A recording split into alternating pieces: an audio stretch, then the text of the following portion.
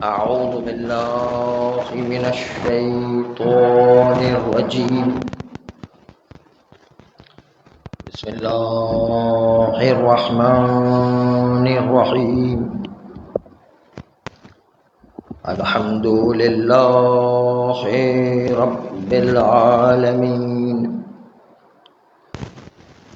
والصلاة والسلام على أشرف الأنبياء والمرسلين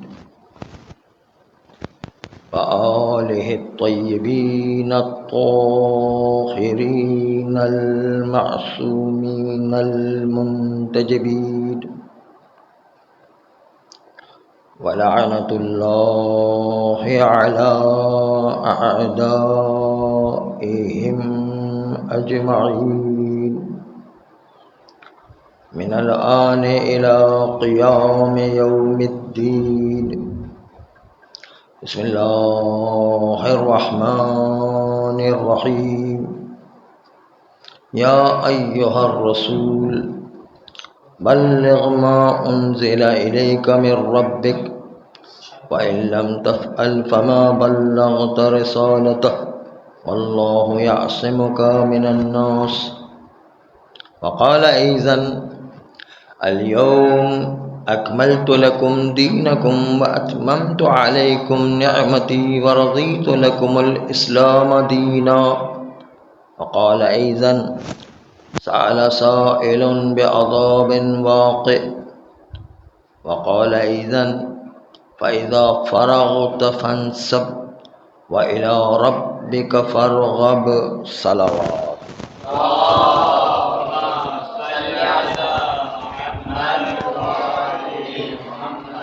عزیزان محترم و بزرگان عزیز،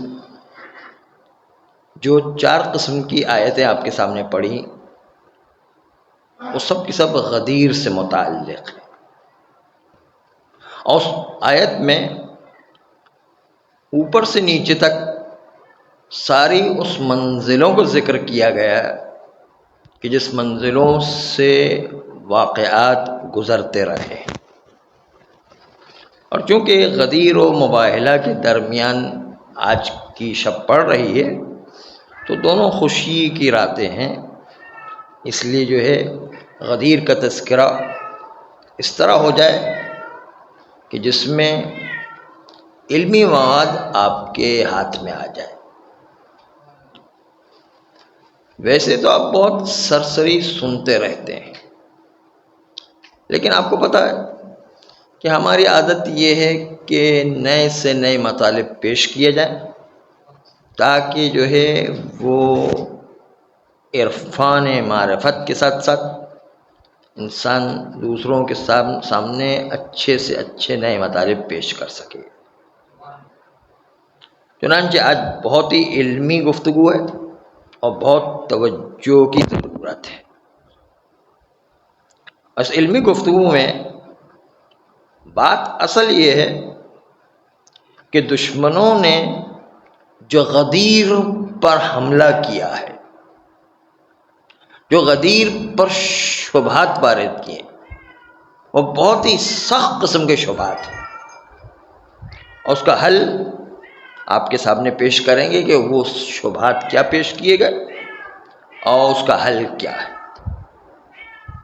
چنانچہ آپ کو پتا ہے کہ دشمنان اسلام چاہے وہ خارجی ہوں چاہے مسلمانوں میں سے ہو، سب کی کوشش یہ رہا کرتی ہے کہ وہ اگرچہ کہ گمراہ ہیں لیکن بہرحال وہ بھی عقل استعمال کیا کرتے ہیں، وہ بھی اپنا ذہن لڑاتے ہیں.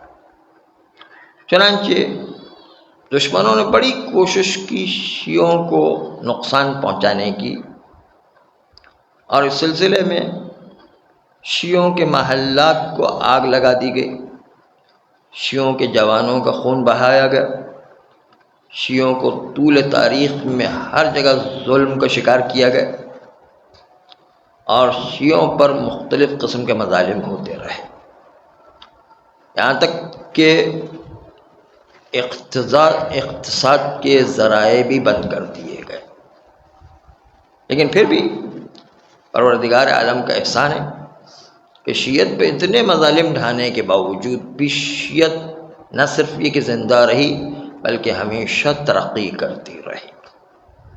ظلم اپنی جگہ پر، لیکن شیعت پھر بھی ترقی کرتی رہی۔ اور آج دیکھیے کہ پوری دنیا میں کتنی شیعہ حکومتیں بن گئی اور شیعت کتنی طاقتور دنیا میں نظر آ رہی ہے، جبکہ پہلے بالکل چھپے ہوئے اور نظر ہی نہیں آتے تھے۔ دونوں میں بہت فرق ہو گیا ہے۔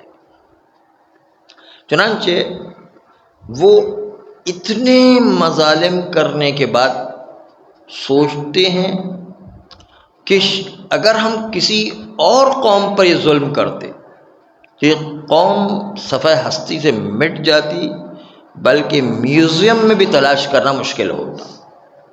لیکن اس کے باوجود یہ قوم نہ صرف زندہ ہے بلکہ کچھ عرصے غائب ہونے کے بعد بھی جب ظاہر ہوتی ہے تو ایسا لگتا ہے جیسے شیر انگڑائی لے کے اٹھا ہو، اور اس کی بنیاد پر یہ شیعت اور طاقتور نظر آتی ہے۔ تو دشمن اس چیز کے در پر ہے کہ شیعت کی اصل طاقت کیا ہے۔ وہ ہمارے چھوٹے چھوٹے جلسات کو بھی نوٹ کر رہا، چھوٹے چھوٹے جلسات کو بھی مانیٹر کر رہا، اور دیکھنا چاہتا ہے کہ شیعوں کے اندر کون سی ایسی چیز ہے کہ جس کی وجہ سے ان میں اتنی طاقت باقی ہے کہ اتنے مظالم کے باوجود نہ صرف یہ کہ قوم زندہ ہے بلکہ روز بروز ترقی کرتی جا رہی ہے۔ کون سی وجہ ہے؟ انہوں نے تحقیق کی، اور تحقیق کرنے کے بعد وہ اس نتیجے پہ پہنچے جب تک کہ ولایت علی ابن ابی طالب و ان کی اولاد کی ولایت جب تک باقی ہے تب تک شیعت کو ختم نہیں کیا جا سکتا۔ اس لیے ولایت جو ہے ان کی نظر میں سب سے زیادہ کھٹک رہی ہے کہ ولایت کی وجہ سے شیعت جو اتنی مضبوط ہے۔ تو اب ہم میں سے یہ شیعوں پر جتنے بھی ظلم ہو جائیں، ہمارے خون بہائے جائیں، جوانوں کے خون بہائے جائیں، محلات کو آگ لگا دی جائے، اقتصاد کے ذرائع کو بند کر دیا جائے، لیکن جب تک علی ابن ابی طالب کی ولایت زندہ ہے تب تک یہ ظلم ہونے کے باوجود جو ہے شیعت زندہ رہے گی۔ لیکن اس کے برخلاف اگر ولایت پر حملہ ہو گیا تو پھر شیعت خطرے میں۔ اس لیے یہی دیکھنا ہے کہ شیعت کیسے خطرے میں آ سکتی ہے، اور وہ ہے ولایت پر شبہات جو دشمن لا رہا ہے۔ وہی چیز آج آپ کے سامنے پیش کروں کہ دشمن کس طرح شبہات لا رہا ہے تاکہ جو ہے ولایت کو ضعیف کیا جائے، اور ولایت کے ضعیف کرنے کے نتیجے شیعہ ختم ہو جائے۔ اس لیے آج آپ کے سامنے شبہات پیش کر رہے ہیں، ان شبہات کے جوابات بھی آپ کے سامنے آئیں گے۔ 3 شبہات آج آپ کے سامنے پیش کر رہے ہیں، غور کیجیے گا۔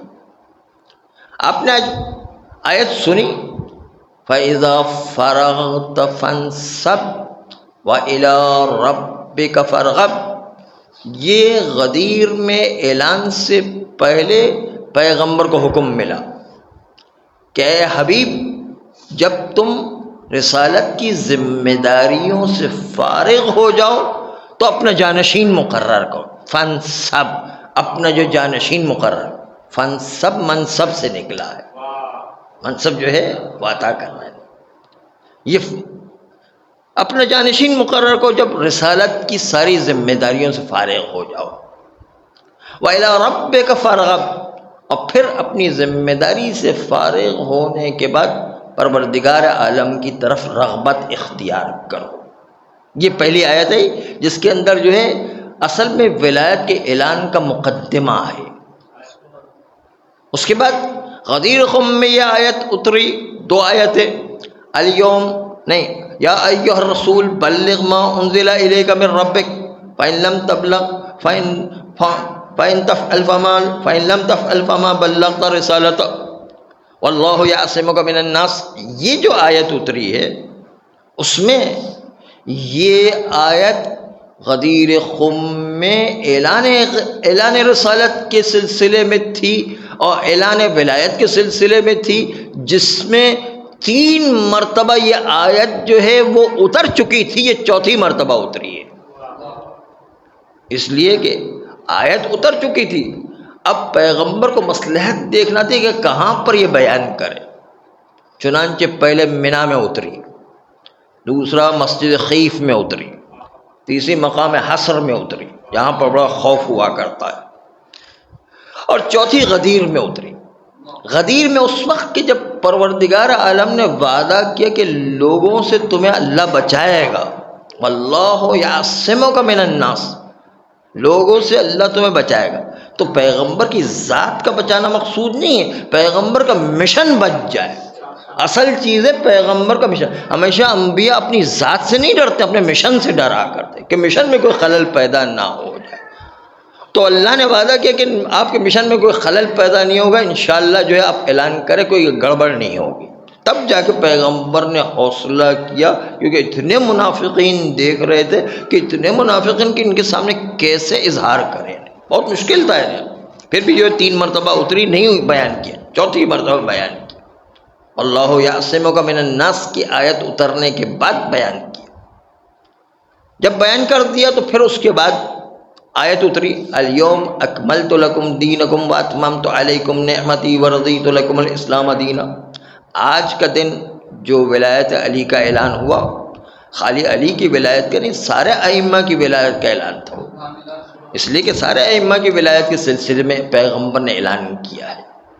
چنانچہ یہ آج کا دن وہ دن ہے کہ جس دن جو ہے پروردگار عالم نے تمہارے دین کو مکمل کیا، تمہاری نعمتوں کو مکمل کر دیا، اور اللہ تمہیں لوگوں سے بچائے گا۔ اگر تم نے یہ کام انجام نہ دیا تو گویا کہ رسالت کا کام انجام نہیں دیا، اور جو ہے کوئی خطرے کی بات نہیں۔ چنانچہ یہ وہ پیغام تھا الیوم اکملت لکم دینکم، کہ اس ولایت علی کی وجہ سے دین مکمل ہو گیا ہے۔ یہ تیسرا مرحلہ تھا۔ چوتھے مرحلے میں جب جو ہے الیوم کی آیت اتر گئی تو حارث بن نعمان فہری آیا اور اس نے پیغمبر سے کہا کہ یا رسول اللہ، آپ نے ہم سے کہا کہ اللہ کو مانو، ہم نے آپ کی بات پر اللہ کی توحید کو مانا۔ آپ نے ہم سے کہا نبوت کو مانو، ہم نے نبوت کو مانا۔ آپ نے ہم سے کہا قیامت کو مانو، ہم نے قیامت کو مانا۔ آپ نے ہم سے کہا جنت و جہنم کو مانو، جنت و جہنم کو آپ کے کہنے پر مانو۔ آپ نے ہم سے کہا روز نماز انجام دو، ہم نے آپ کے کہنے پر روز نماز انجام دی۔ آپ نے ہم سے کہا کہ حج و زکوٰۃ انجام دو، ہم نے حج و زکوٰۃ آپ کے۔ لیکن آج آپ نے آپ کے اپنے بھائی علی ابن ابی طالب کو ہماری گردن پر مسلط کر دیا، کیا یہ بھی خدا کی طرف سے یا آپ کی اپنی طرف سے؟ اگر یہ خدا کی طرف سے ہو تو ہم پر جو ہے عذاب نازل ہو۔ چنانچہ عذاب آیا اور وہ سر پر پتھر پڑا، مقعد سے باہر نکل آئے۔ تو یہی آیت کہہ رہے، سأل سائل بعذاب واقع، سوال کرنے والے نے سوال کیا اپنے عذاب کے سلسلے میں کہ جو واقع ہونے والا تھا۔ اس کا مطلب پتہ چلا کہ ولایت کا انکار اتنا بڑا جرم ہے کہ جس کی وجہ سے پیغمبر کی موجودگی میں رحمت للعالمین کی وجہ سے عذاب نہیں آیا کرتا، لیکن ولایت کے سلسلے میں کوئی انکار کرے تو وہاں پر عذاب بھی پیغمبر کی موجودگی میں آیا کرتا ہے۔ چنانچہ آیا۔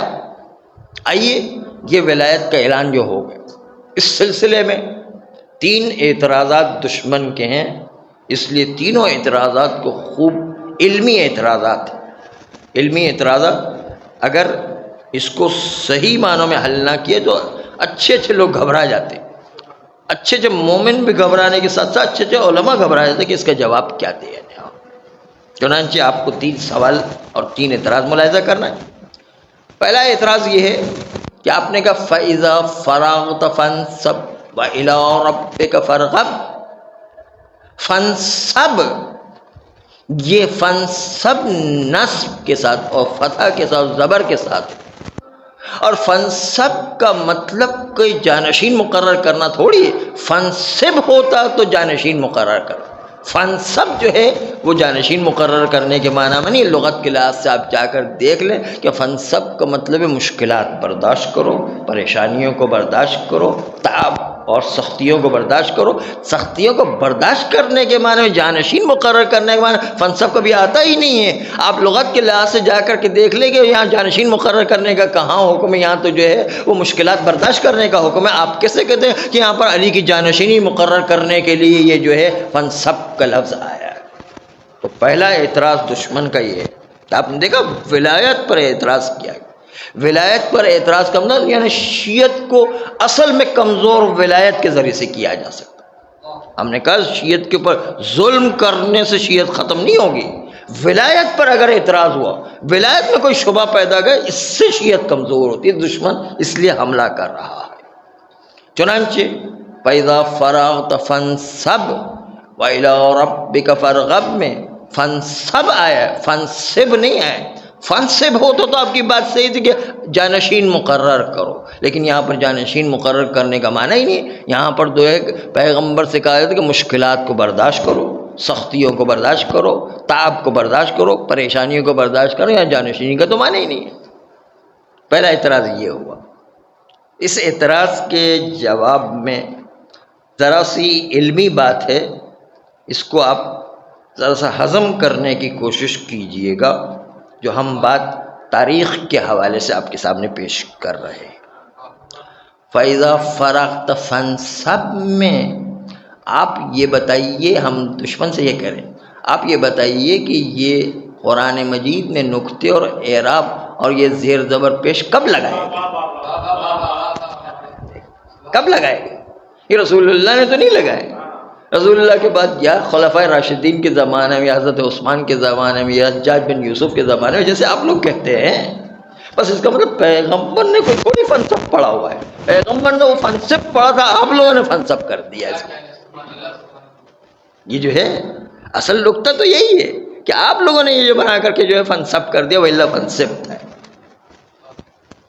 تو یہ ملاحظہ فرمایا آپ نے کہ یہ اعتراض، اس کے پیچھے ایک بہت بڑی کہانی ہے، تھوڑا سا اشارہ کر رہے ہیں، اس اشارے میں آپ کو غور کرنا ہے کہ اگر ایسا ہے تو قرآن مجید میں تحریف ہونا لازم آئے گا کہ قرآن مجید میں زیر کی جگہ پر زبر لگا دی، قرآن مجید میں تحریف ہو گئی، اور آپ کے ائمہ معصومین نے فنصب کو جو ہے رائج کیا ہے، اور ائمہ معصومین نے رائج کیا ہے، تو کیسے آپ کہتے ہیں کہ فنصب نہیں تھا، فنصب تھا؟ نہیں، یہ جو مطلب سمجھ رہے ہیں کہ جو ہے ائمہ معصومین اگر فنصب تھا تو فنصب کیوں پڑھتے تھے؟ اور جو ہے لوگوں کو کیوں کہا گیا؟ راوی جو ہے امام علیہ السلام کی خدمت میں آیا بھی تو امام علیہ السلام نے کہا فنصب ہی پڑھو، جس طرح تمام مسلمان پڑھے اسی طریقے سے۔ اور آپ کو یسرنا القرآن میں بھی، جو بچوں کو قرآن سکھانے کی کتاب ہے، اس کے اندر بھی مل جائے گا کہ 17 جگہ پر قرآن کے اندر تبدیلی واقع ہوئی ہے، اور اس کو بتا بھی دیا ہے، اور شیعہ سنی سب مانتے ہیں اس کو کہ تبدیلی واقع ہوئی۔ 17 جگہ پر یسرنا القرآن کے آخر میں دیا گیا، چنانچہ یہ 17 جگہ پر تبدیلی شیعہ سنی سب کے نزدیک ہے، لیکن اس کے باوجود چونکہ رائج ہو گئے تو ائمہ معصومین نے کہا اسی طریقے سے پڑھو جس طریقے سے تمام مسلمانوں کے درمیان رائج ہو گئے، تاکہ اتحاد کی فضا قائم رہے اور قرآن کے اندر کوئی اختلاف پیدا نہ ہو جائے۔ یہ مصلحت اتحاد اور مصلحت اسلامی ایسی ہے کہ جس کی وجہ سے وہ جیسا ہے اسی طریقے سے رکھا نہیں گیا، بلکہ جو ہے جیسا مسلمان پڑھتے ہیں اسی طریقے سے کہا پڑھو، اگرچہ کہ جو ہے اس کے ساتھ ساتھ یسرنا القرآن شیعہ سنی دونوں مانتے ہیں کہ 17 جگہ ایسی کہ جہاں پر تبدیلی واقع ہو گئی، اور اس کو جو ہے یسرنا القرآن کے آخر میں ذکر کیا گیا۔ آپ بھی جا کے اس کو ملاحظہ فرمائیں کہ 17 جگہ ایسی جہاں تبدیلی واقع ہو، ان میں سے ایک یہی فنصب اصل میں تھا فنصب، وہاں پر تذکرہ کیا گیا کہ یہ اصل میں زیر تھا، بعد میں جو ہے زبر بنا دیا گیا۔ یہ آپ نے ائمہ پر جو اشکال وارد تھا اس کا جواب ملاحظہ پر کہ امام معصوم صرف مسلمانوں کے اتحاد کی خاطر انہوں نے کہا جیسے تمام مسلمان پڑھتے ہیں اسی طریقے سے آپ پڑھو، اگرچہ کہ 17 جگہ جو ہے اس میں تحریف واقع ہوئے، 17 جگہ تبدیلی واقع ہو گئی، لیکن اس تبدیلی کو مد نظر نہیں، آپ اپنے دلوں میں رکھو، اپنے ذہن میں رکھو کہ وہ تبدیلی ہے، لیکن جو ہے ساتھ ساتھ جیسا عام مسلمین کے درمیان رائج ہے اسی طریقے سے پڑھا جائے تاکہ مسلمانوں کے اتحاد میں کوئی کمی واقع نہ ہو، اس کے مسلمانوں کو شیرازہ بکھر نہ جائے، اختلافات پیدا نہ ہو جائے۔ قرآن بنیادی کتاب مسلمانوں کی، اس مصلحت کی خاطر ائمہ نے اس کو بھی برداشت کیا۔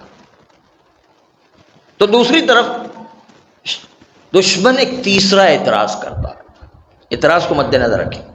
تیسرا اعتراض یہ کرتا ہے فَإِذَا فَرَغْتَ فَانْصَبْ وَإِلَىٰ رَبِّكَ فَارْغَب۔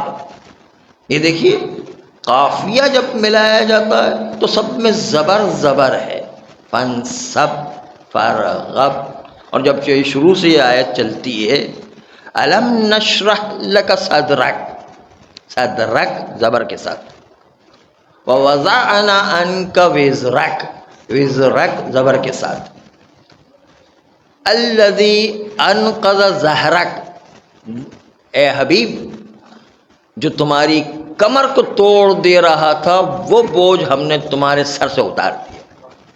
ظہرک، ظہرک میں بھی زبر ہے۔ فَإِذَا فَرَغْتَ فَانْصَبْ زبر، وَإِلَىٰ رَبِّكَ فَارْغَب، یہ قافیہ بالکل ملتا چلا جا رہا ہے۔ اگر آپ فنصب کو فنصب پڑھیں اور کہیں کہ یہ فنصب ہے تو پورا قافیہ ہی خراب ہو کر کے رہ جائے گا۔ یہ تیسرا اشکال ہے، تیسرا اعتراض ہے دشمن کا کہ فارغب فنصب إِلَىٰ رَبِّكَ فَارْغَب فَإِذَا فَرَغْتَ فَانْصَبْ، اس میں سب میں زبر ہے۔ اگر آپ فنصب پڑھتے ہیں اور کہتے ہیں فنصب کا مطلب جانشینی ہے تو اس کے نتیجے کے اندر تو جو ہے وہ پورا قافیہ قرآن مجید کا ختم ہو کر کے رہ جائے گا۔ تو اس کے جواب میں ہم ان سے کہتے ہیں کہ قرآن مجید کوئی قافیہ و شاعری کی کتاب تھوڑی ہے، یہ دیوان غالب تھوڑی ہے کہ جہاں پر دیوان غالب میں یا شاعر کی کتاب کے اندر یہ ہوا کرتا ہے کہ اگر جو ہے اس کا وزن نہ ملے، قافیہ نہ ملے، تو ذرا سا بھی ایک سخت بند شاعر ہوتا ہے اس کے اندر قافیہ ملنا ضروری ہوتا ہے، وزن ملنا ضروری ہوتا ہے، ورنہ تو شاعر نہیں مانا جاتا ہے، چاہے مطلب کی غلطی ہو جائے، چاہے معانی کی غلطی ہو جائے، چاہے مفاد کی غلطی ہو جائے، لیکن جو ہے وزن کی غلطی شاعر سے نہیں ہو سکتی۔ وہ دیوان غالب میں تو آ سکتا ہے، دیوان غالب میں جو ہے اعتراض کیا کہ غالب نے یہ شعر کے وزن کو کیوں جو ہے صحیح، لیکن قرآن مجید میں یہ سسٹم نہیں کہ ہر جگہ جو ہے قافیہ ملتا ہی چلا جائے، وہ کوئی دیوان غالب کی طرح یا شعر و شاعری کی کتاب تھوڑی ہے کوئی ہے، اور اس کی ہم مثال آپ کے سامنے قرآن مجید ہی سے پیش کر دیں۔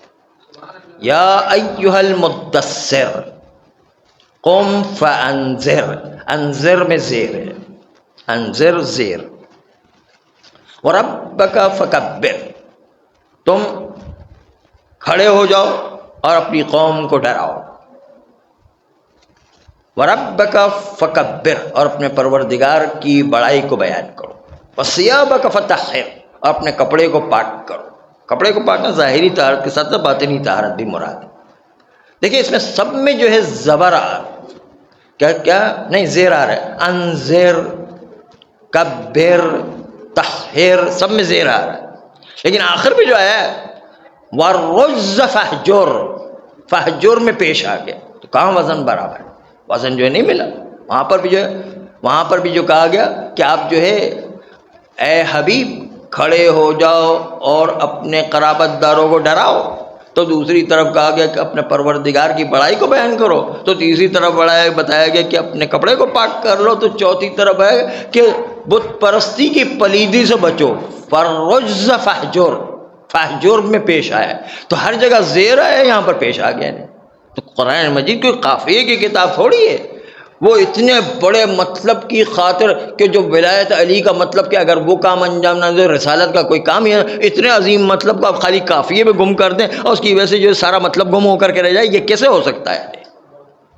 چنانچہ جو ہے ہمارا جواب یہی ہے کہ یہ کوئی شاعری کی کتاب تھوڑی ہے، یہ کوئی دیوان غالب کی طرح تھوڑی ہے، یہ شعر و شاعری کا جو ہے مطلب تھوڑی اس میں کہ ہمیشہ جو ہے سخبند شاعر جو ہمیشہ وزن کو مد نظر رکھتا ہے، قافیے کو مد نظر رکھتا ہے، یا مطلب کتنا ہی گڑبڑ ہو جائے، یہ شاعری کی کتاب نہیں، اتنے عظیم مطلب کے لیے وزن جو ہے اس کو مد نظر نہیں رکھا۔ البتہ البتہ پروردگار وزن کو مد نظر اور ردھم کو مد نظر رکھتا ہے، لیکن کبھی کبھی جو مطلب کی خوبی کی وجہ سے جو ہے وہ مطلب جو ہے اس کی خوبی کی وجہ سے، اس مطلب کے بڑھاپے کی وجہ سے کبھی کبھی وزن کو مد نظر نہیں رکھتا، اور جو مطلب تو مطلب حقیقی کو پیش کیا کرتا ہے۔ بس فَإِذَا فَرَغْتَ فَانْصَبْ، اصل میں فَانْصِبْ تھا، بعد میں جو ہے تاریخ کے اندر اس کو تبدیل کر دیا گیا، جس کو ہم نے ابھی عرض کیا کہ ائمہ معصومین نے بھی کہا جیسا ہے اسی طریقے سے پڑھو تاکہ مسلمانوں میں کوئی اختلاف وجود میں نہ آ جائے۔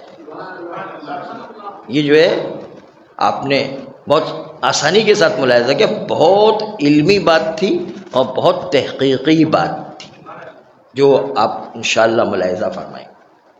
لیکن یہ دو اعتراض، تین اعتراض جو ابھی آپ کے سامنے پہ وہ بڑے آسان تھے، اب آ رہے ہیں مشکل اعتراض۔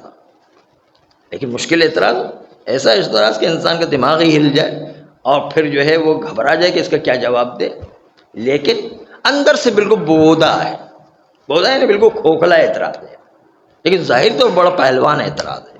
اس لیے جو ہے آپ اعتراض کی بزرگی کو دیکھیں اور اندر سے کھوکھلے پن کو دیکھیں۔ وہ اعتراض یہ ہے کہ غدیر کا واقعہ آپ کہتے ہیں کہ پیش آیا غدیر میں جو مکہ کے قریب ہے، اور سورہ جتنی بھی ہیں الم نشرح لک صدرک اور سورہ مائدہ، سورہ معارج، یہ ساری جو سورہ ہے یہ الم نشرح لک صدرک فانصب و جتنی بھی آیتیں اتری ہیں وہ سب کے سب جو سورہ ہیں وہ مدنی سورہ ہے، مکی مدنی کا اعتراض کیا ہے، اور واقعہ ہوا مکہ کے اندر، واقعہ مکہ کا ہے۔ غدیر جو ہے مکہ کے قریب ہے، غدیر جو ہے مکہ کے قریب ہے، واقعہ مکہ کے قریب ہے، اور اس کے باوجود جو ہے سورہ مدنی ہے۔ تو اس کا مطلب یہ کہ آپ شیعوں نے واقعہ جعلی طور پر بنایا، یہ واقعہ تھا ہی نہیں، اس لیے کہ اگر واقعہ ہوتا تو مدینہ میں ہونا چاہیے، مدنی سورہ ہے، سورہ جب مدنی ہے تو مکہ میں کیسے واقع ہو گئے؟ اس لیے جو ہے آپ جو ہے اس کو مد نظر کہ سورہ آپ خود جا کے قرآن میں دیکھ لیں کہ مدنی سورہ ہے، اس کا مطلب واقعہ مدینہ میں ہونا چاہیے، جبکہ یہ واقعہ تو مکہ میں ہو رہا ہے، اس کا مطلب یہ واقعہ ہے ہی نہیں، شیعوں نے اور آپ کے بزرگوں نے واقعہ بنا کر کے لوگوں کے سامنے پیش کیا، لوگوں کو گمراہ کرنے کی کوشش کی ہے۔ اس لیے غدیر کا واقعہ کوئی چیز ہی نہیں ہے۔ یہ جو ہے اعتراض مکی مدنی کے ذریعے سے اعتراض کیا ہے۔ اب دیکھیں، دیکھنے میں بڑا خطرناک اعتراض ہے کہ یہ کوئی واقع نہیں۔ اس طرح سائل سائل بعذاب واقع مکہ کا واقع ہے، جبکہ آپ اسی سورہ معارج میں آیا، سورہ معارج کو دیکھیں وہ مدنی سورہ ہے، سورہ مدنی واقعہ مکہ کا، تو یہ کیسے ہو سکتا ہے کہ سورہ مدنی اور جو ہے واقعہ مکہ کا ہو جائے؟ اگر مکہ کا تھا تو پھر مکی سورہ کہنا چاہیے، یہ مدنی سورہ کیوں کہا جا رہا ہے؟ اور آپ کے شیعہ سنی سب قرآن کے اندر مدنی لکھا ہوا ہے، تو یہ واقعہ مدینہ میں ہونا چاہیے، تب تو مدنی ہوگا۔ یہ واقعہ جو ہے وہ مکہ میں پیش آیا، وہ سورہ جو مدنی ہے، اس کا مطلب یہ کوئی واقعہ نہیں ہے، آپ کے بزرگوں نے، آپ کے شیعوں نے آپ کو دھوکہ دینے کے لیے جو ہے بنایا، اور جو ہے حقیقت اس کی کچھ بھی نہیں ہے۔ جب کوئی شیعہ نوجوان سنتا ہے تو اس کے ذہن میں بھی آتا ہے کہ واقعی کہیں ہمارے علماء نے ہمیں دھوکہ تو نہیں دیا، ہمارے بزرگوں نے ہمیں جو ہے بیوقوف تو نہیں بنایا نہیں۔ اگر جو ہے علماء تک رجوع نہ کیا جائے اور اسی سوال کو لے لیا جائے تو آدمی گمراہ ہونے کا بڑا خطرہ ہوتا ہے، ولایت خطرے میں پڑ جاتی ہے، ولایت کا پورا عنوان خطرے میں پڑ جائے گا۔ اس لیے جب تک کہ رجوع نہ کیا جائے، یہ سوال اتنا بھاری لگ رہا ہے اور یہ بڑا علمی سوال مانا جاتا ہے، اور اس کے نتیجے میں انسان گھبرا جاتا ہے کہ اس کا کیا جواب دے۔ لیکن جب آپ جواب سنیں گے تو آپ دیکھیں گے یہ تو بالکل بیکار سوال تھا، بالکل بیکار شبہ تھا، اس کی تو کوئی وقت ہی نہیں ہے۔ ابھی آپ جواب سنیں گے کہ اس کی کوئی وقت ہی نہیں ہے، یہ تو ایسی بے وقوفانہ سوال کر دیا ہے۔ اس لیے کہ جواب آپ سنیں، اس لیے کہ اصل میں مکی مدنی وہ تفسیر کی اصطلاحات ہیں، مکی مدنی تفسیر کی اصطلاحات ایسی ہیں کہ جو عام لوگ نہیں جانتے ہیں۔ ہم جو خیال کر رہے ہیں، ہم جو تصور کر رہے ہیں مکی مدنی کا، وہ ہے ہی نہیں اصل، مکی مدنی کا وہ معنی ہی نہیں ہے اصل۔ مکی مدنی کا وہ اصطلاح تفسیر کا معنی کرتے ہیں، جو شیعہ سنی دونوں کے پاس ہے. اور مکی مدنی کا جو تفسیر کا معنی ہے وہ خالی جغرافیائی اعتبار سے یا مکان کے اعتبار سے، جگہ کے اعتبار سے نہیں، بلکہ زمان کے اعتبار سے. آپ دیکھیے گا، اس کو ہم ابھی مثال کے ذریعے سے واضح کریں کہ یہ اعتراض جو کیا گیا وہ غلط اعتراض اس لیے کہ جو عوام کا ذہن تھا اس کے اعتبار سے اعتراض کیا گیا، جبکہ عوام کے ذہن میں جو بات ہے مکی مدنی کی وہ ہے ہی نہیں. اصلا مکی مدنی کی اصطلاح تفسیر کی اصطلاح ہے، جو مکی مدنی کی اصطلاح تفسیر کے لحاظ سے وہ مکان کے اعتبار سے ہے ہی نہیں کہ جس جگہ واقعہ ہوا ہو اس کو مکی کہیں، جس جگہ مدینہ میں واقع ہو تو مدینہ مدنی کہیں، ایسا ہے ہی نہیں. اصلا یہ اصطلاح ہے جو تفسیر کی اصطلاح ہے، اس کی بنیاد پر جب آپ اس تفسیر کی اصطلاح کو مد نظر رکھیں گے تو اس کا بالکل معنی بالکل الگ ہے جو زمان کے اعتبار سے ہے. آئیے مثال سنیں. پیغمبر صلوات اللہ علیہ نے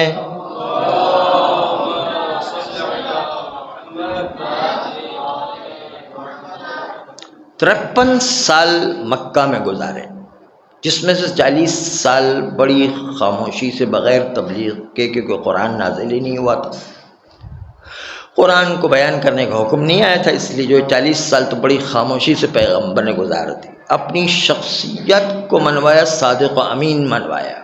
یہ بڑا کام تھا. اگر کسی کو بھی کسی معاشرے میں کام کرنا ہے تو سب سے پہلے تو اپنے صادق و امین منوانا ضروری ہے. اعتبار ہو تب جو ہے کام ہو سکتا ہے، بغیر اعتبار کے کوئی کام نہیں ہو سکتا ہے. اس لیے پہلا تبلیغ کا اصول ہے کہ اپنے آپ کو معاشرے میں صادق و امین منواؤ، تب جا کے معاشرے میں آپ کا کام ہو سکتا ہے. تو پیغمبر نے بھی 40 سال تک خاموشی سے تبلیغ کی، اس طرح سے کہ اپنی شخصیت کو صادق و امین منوایا خاموشی سے. اور باقی 13 سال، 53 سال میں باقی 13 سال قرآن کے اعلان کے بعد پیغمبر نے 13 سال تبلیغ رسالت کا کام انجام دیا مکہ میں. تو 53 سال پیغمبر نے مکہ میں گزارا.